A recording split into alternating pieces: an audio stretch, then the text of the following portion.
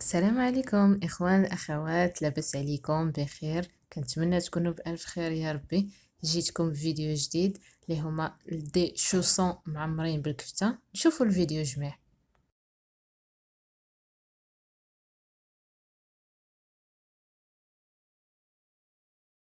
السلام عليكم الإخوان، لاباس عليكم أخوات؟ كنتمنى تكونوا بألف خير يا ربي وتكونوا بصحة جيدة إن شاء الله.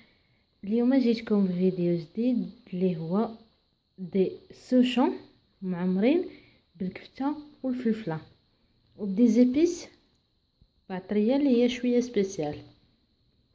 نشوفوا المقادير مع بعضنا. عندي هنايا قياس ديال 2 بصلات كبار مشلضين رقاق. هنا عندي 2 فلفلات حمراء وخضراء. عندي هنا 250 ديال الكفته غرام. لي زيبيس عندنا الملحه، خرقوم البلدي، بزار، سكنجبير، قزبر حبوب، كوزه محكوكه والزعتر. قياس في لي زيبيس معلقه صغيره، الملحه على حسب الذوق. ندوزو نطيبو لا فرخس. تشوفوا معايا العجينه اللي غادي نستعمل ونخدمو اونصومبل ان شاء الله. مرحبا بكم وخليكم معايا في الفيديو، نكملوا الفيديو جميع. مرحبا بكم ونكملوا الفيديو جميع ان شاء الله. السلام عليكم البنات. حتى نحط البصله.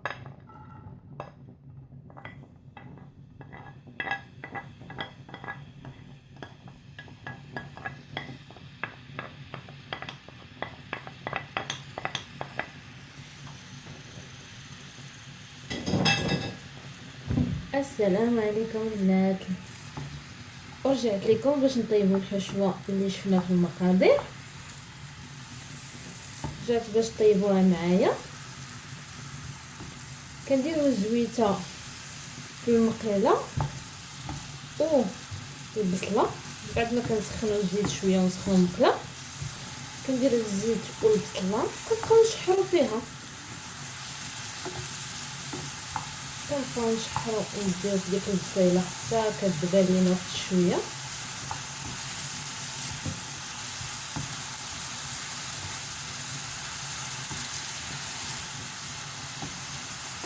ومن تما كنبداو نضيفو في المكونات.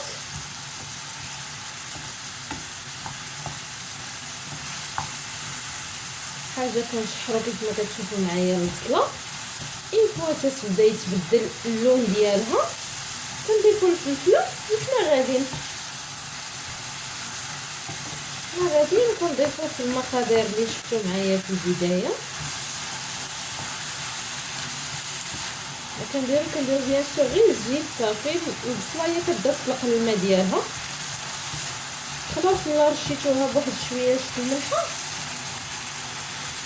الا رشيتوها بشويه الملحه كيخرج الماء ديالها بزاف. حنا بغيناها تحتفظ بداك الماء ديالها والفائده اللي في البصله.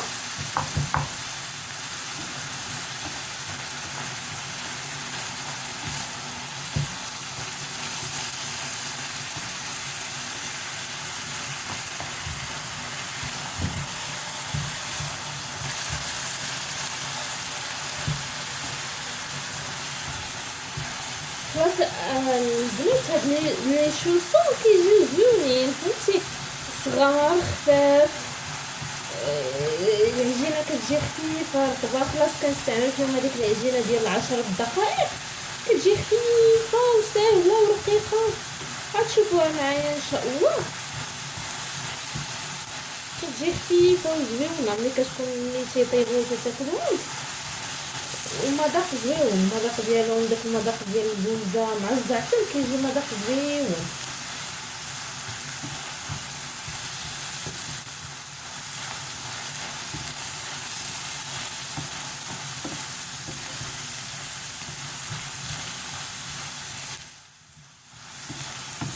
بدا اللون ديال البصله كيتبدل شويه.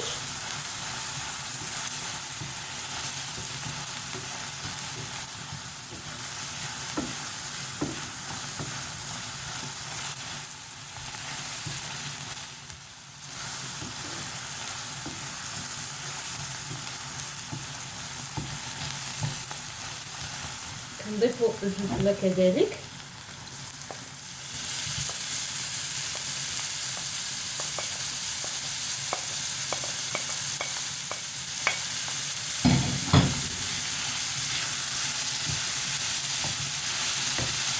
كنبقاو نحركو حتى كتبان لينا هي الفلفله وكتبدا يخرج داك الجين تاعها.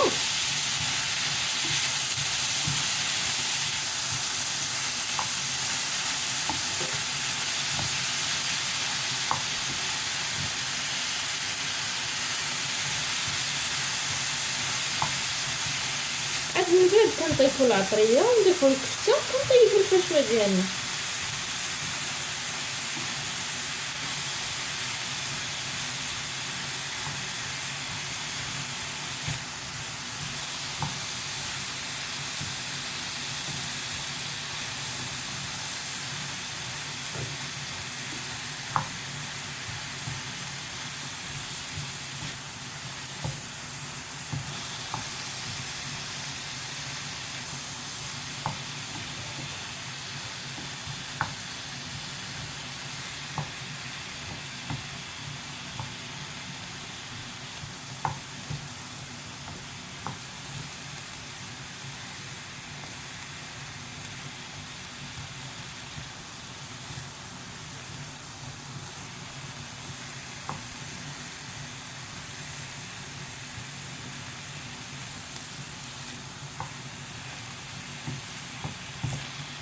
كنبقاو غاديين على هاد الطريقه كنحركو.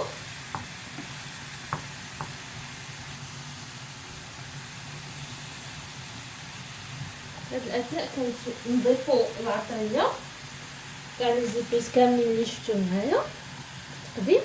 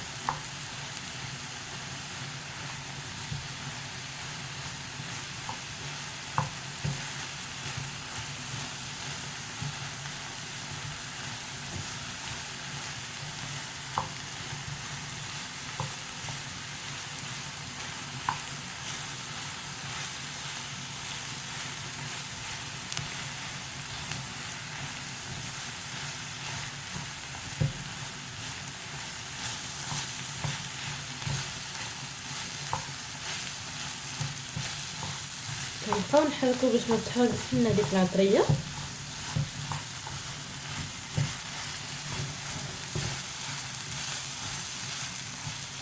نجيبو ديك الكفته نضيفوها حتى هي.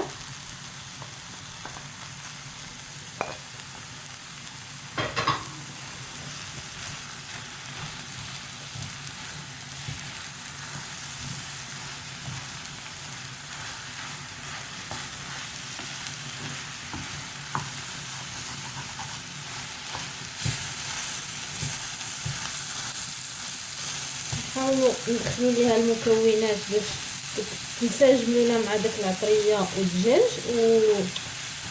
والبصله بليتو سمحيلي والفلفله.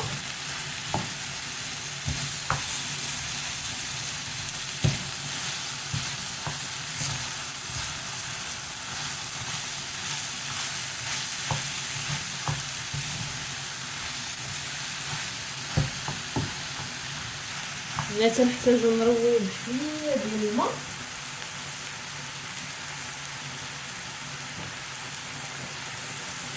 شويه ديال الماء باش كنروي.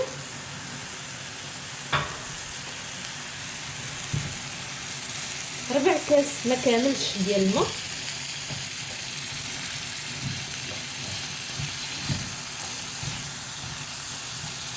كنبقاو على التحريك.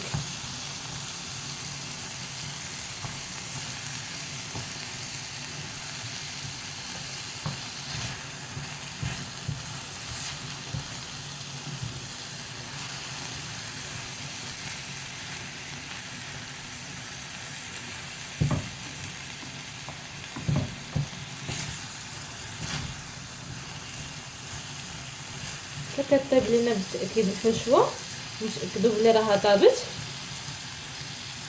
ونطفيو عليها ان شاء الله.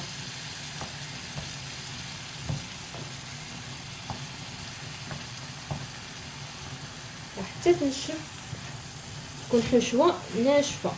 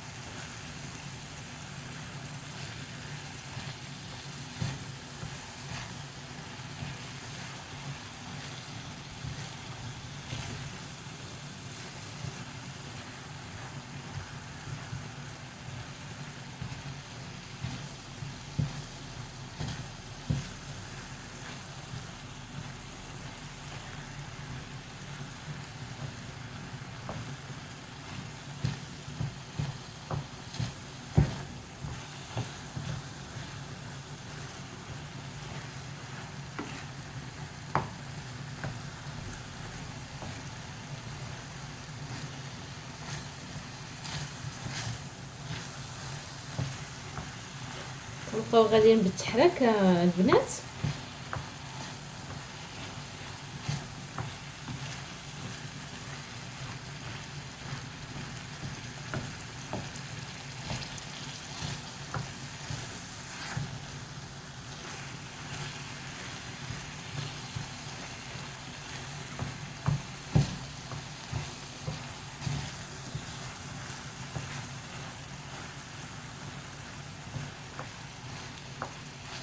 الا شفتوا قاعة المقله راه ما محروقاش، ما ملصقاش.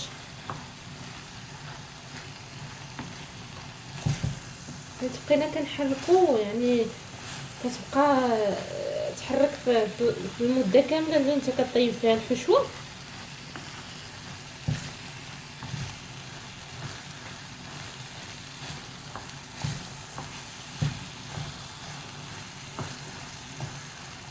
تقدر تزيد الاعشاب منسمه اخرين في هاد الحشوه هذه، صدقوني انها كتجي زوينه.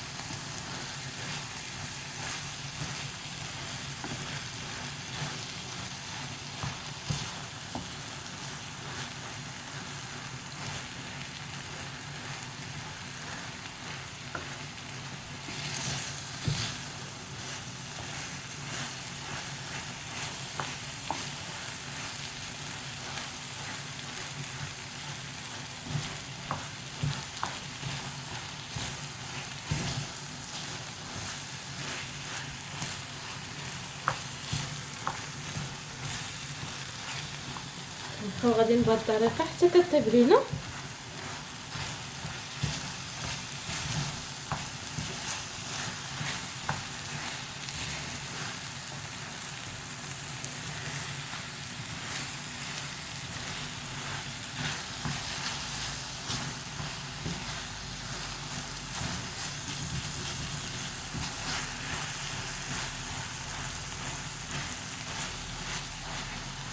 الحشوه ديالنا البنات هي واجده.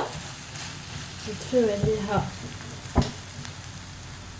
غنحطوها تبرد وندوزو نسرحو العجينه. الا شفتوها راها ناشفه ما فيهاش الماء، باش هكذا تسهل علينا اننا نخدمو بها، ما تكونش فيها الماء باش تقطع لنا العجينه وتخرج لا فاغس على برا. دابا ها هي كيف ما كتشوفوا البنات راها واجده. نحطوها تبرد وندوزو نشوفوا العجينه نسرحوها. انا ديجا عندي العجينه واجده، العجينه ديال 10 دقائق كنصوبها كنحطها في الثلاجه في فريغو. الوقت اللي كنبغي نصاوب بحال هاد الاشكال هادو، يعني المملحات لي شوسون بالاشكال نتاعهم، كنجبدها كنديكونجليها كنسرح بالمقلب وكنخدم بها. كتخرج صدقوني انها كتخرج امبيكابل، والله غزاله، كتخرج زوينه بزاف، كتعجينه كتعطيك الطوع، كتخدم بها كتخرج. انا بالنسبه لي انا كنفضلها على عجينه يلا تعجنات حاليا، يعني كتخرج في طيابها كتخرج زوينه. خليكم معايا البنات ونتلاقاو من بعد. السلام عليكم البنات، ورجعت لكم. السلام عليكم البنات، ورجعت لكم.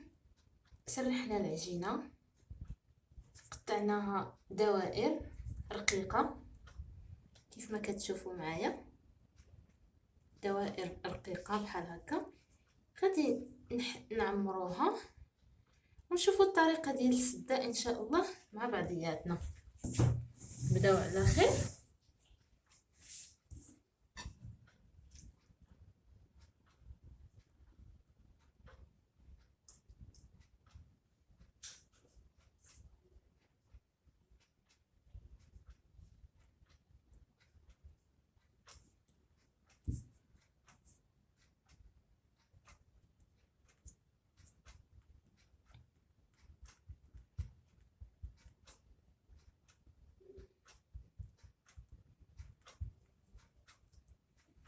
بالنسبه للطريقه فهي كالاتي: كنجرو لتحت وكنبداو نلويو اش كتجينا بحال الضفره.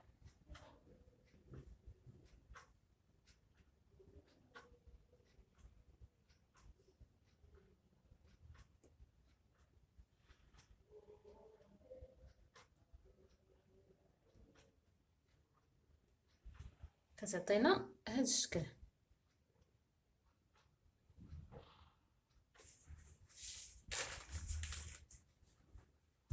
نعاود نبقاو مستمرين على هاد الطريقه حتى كنكملوا الكونتيتي والحبات اللي عندنا زائد العماره.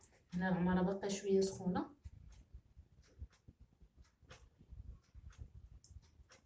بحكم الوقت ما برداتليش مزيان، باش نبردها في المجمد شويه ما برداتليش مزيان. كنجيو عاوتاني نفس الطريقه من التحت وحنا غاديين.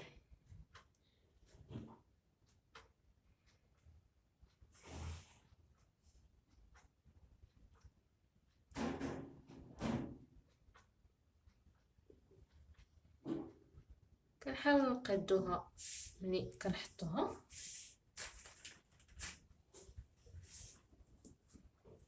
بالنسبه للعجينه سيداتي، العجينه هي كيف ما قلت لكم، هي غير العجينه ديال 10 دقائق سهله، كتجي رطبه وزوينه، فيها فرص دقيق، خميره، ملحه، واحد رشيشه السكر، الحليب،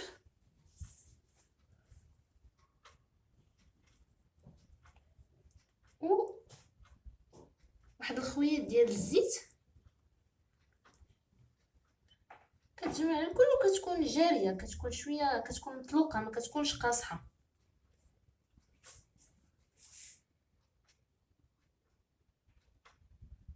ثم الطريقه هي هذه.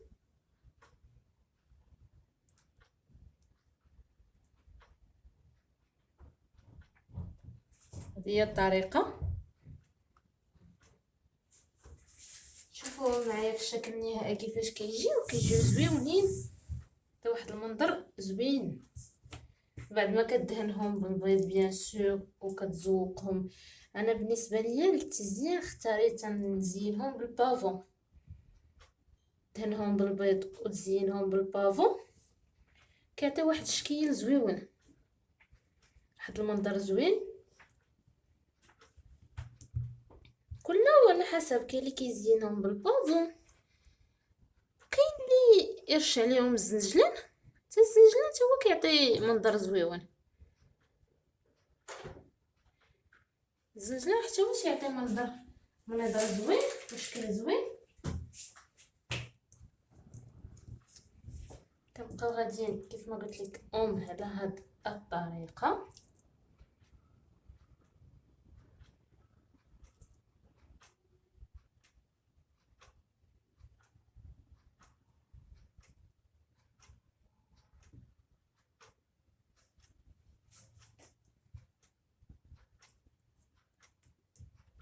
كنسدو بصبيعاتنا عادي،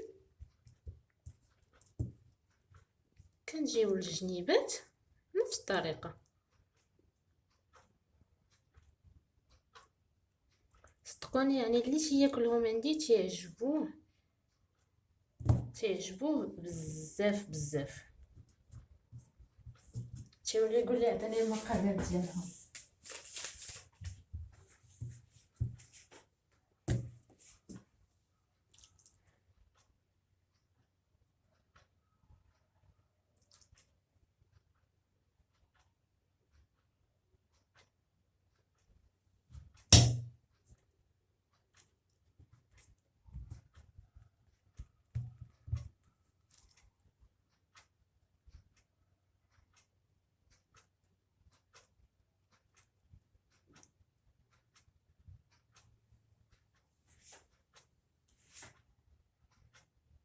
هذه طريقه.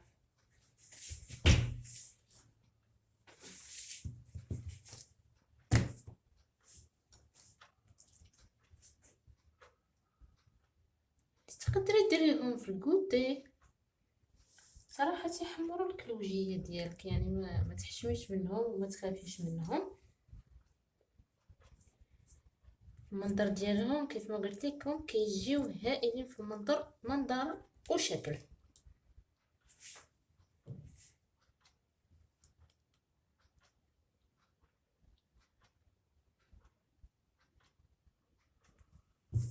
منظر والشكل ديالهم كيجي زويون. بيان سور ملي ملي كتكون كتضفر في الطريقه هذه كتورك باش ما يتحلوش ليك لالا في الطياب ديالهم، يعني تتقرصهم مزيان باش ما يتحلوش.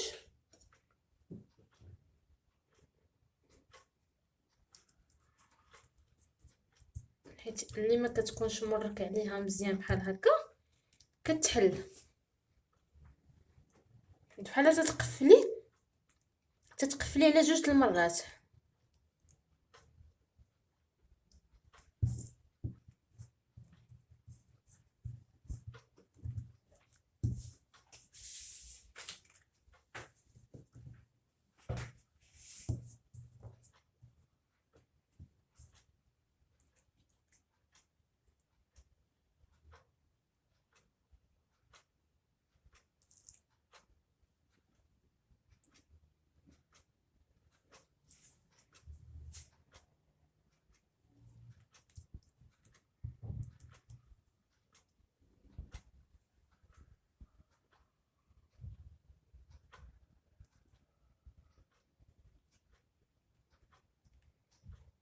انا غادي نبقى غدا بهذه الطريقه حتى نكمل الكميه اللي عندي. نتلاقى في التزيين ان شاء الله باش تشوفوا الطريقه ديال التزيين ديالهم. ورجعت لكم البنات من بعد ما كملت الكميه كامله اللي عندي. هنايا كيف ما كتشوفوا خديت بيضه طربتها مزيان مع واحد 2 قطيرات الحليب وكندهن بهم لي سوشو بهاد الطريقه.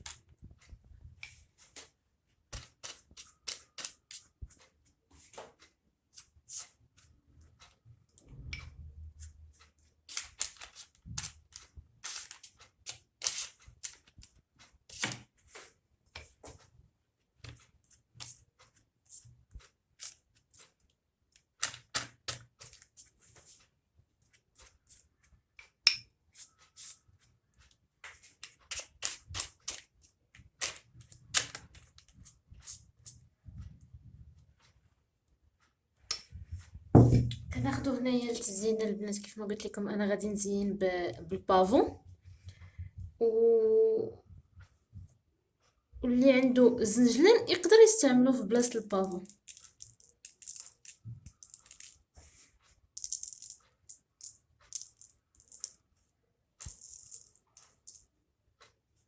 صدقوني يا البنات كيجيو في المنظر وفي المذاق يا سلام.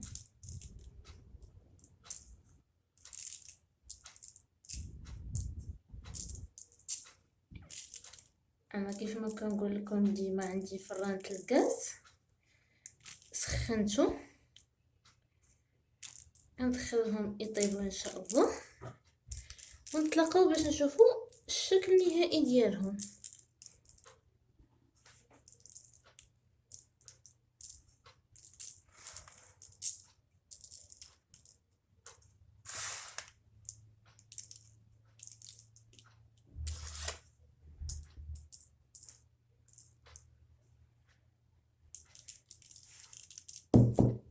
ندخلهم الفران البنات يطيبوا واحد 20 دقيقه تقريبا ونعاودو نتلاقاو ان شاء الله. خليكم معايا ما تزابوش.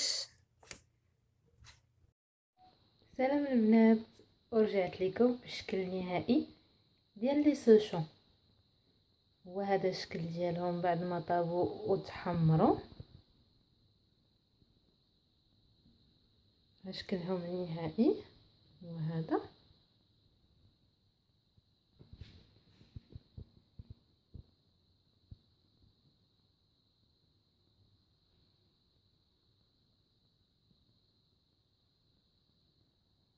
شوف خفاف خفاف واحد الدرجه ما تصوروهاش، كيجيو محمرين رطبين. شفتوها؟ شو دوك الضفيره كيفاش جات في الاخير بحال هذا الشكل هذا.